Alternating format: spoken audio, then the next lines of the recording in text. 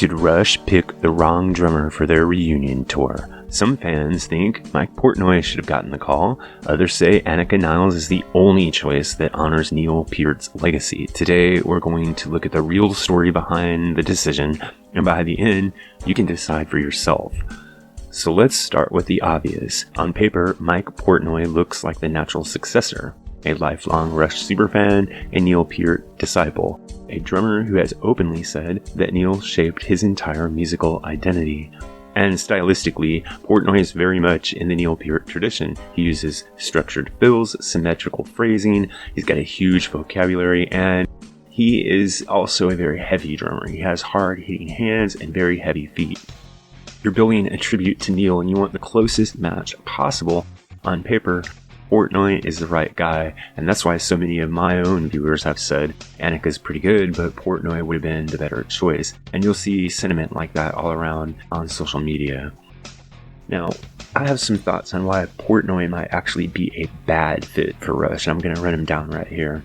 The surprising truth is that Portnoy might not fit with the band because, first of all, Rush doesn't want a clone for their reunion tour. They've said vocally that they don't want a Neil Peart clone. They want someone who's going to stretch the music in a new direction.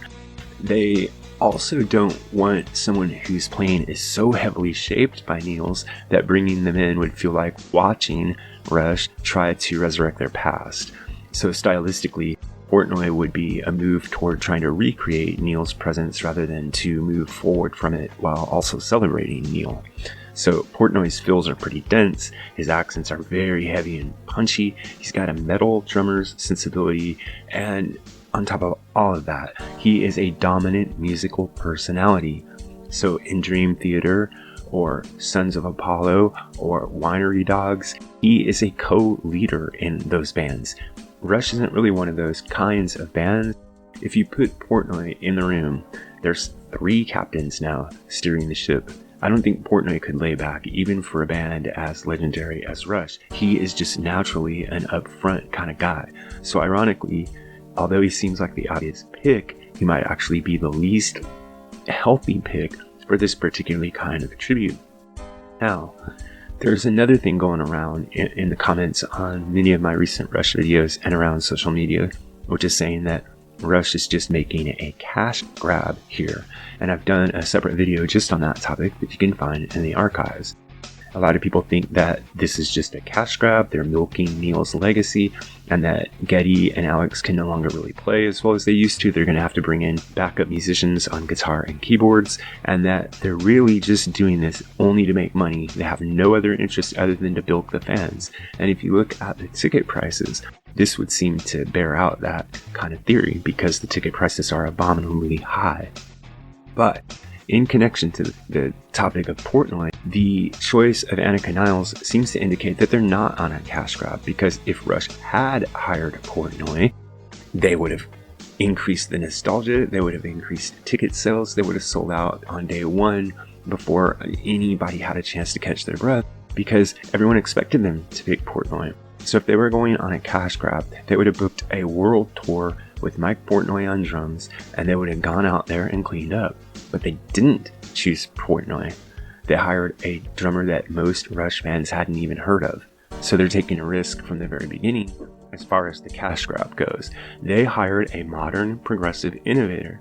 So she is a groove architect, a polyrhythm specialist, a fusion forward stylist. She's not from the Rush lineage. She doesn't play like Neil Peart.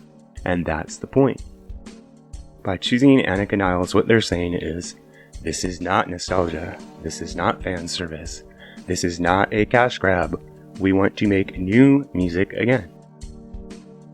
All that Rush wanted to do was make money. They would have hired Portnoy, or a drummer that already is expected.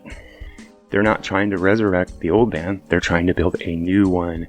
They're going to release new music, this is my prediction, and they're going to try to carry on Rush forward past 2026 and on into the future.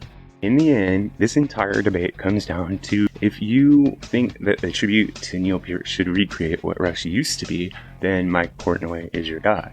If you think the tribute to Neil should be doing what Rush always did before, which is to continue to evolve, then picking Anika makes perfect sense.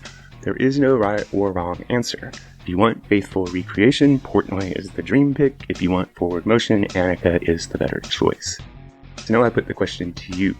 Should Rush have picked Mike Portnoy? Or is Anika Nilles exactly the kind of drummer that Neil would have wanted? Someone who pushes the band into the future? Let me know your thoughts in the comments. MusicGuru here, asking you to help us on our march to 10,000 subscribers.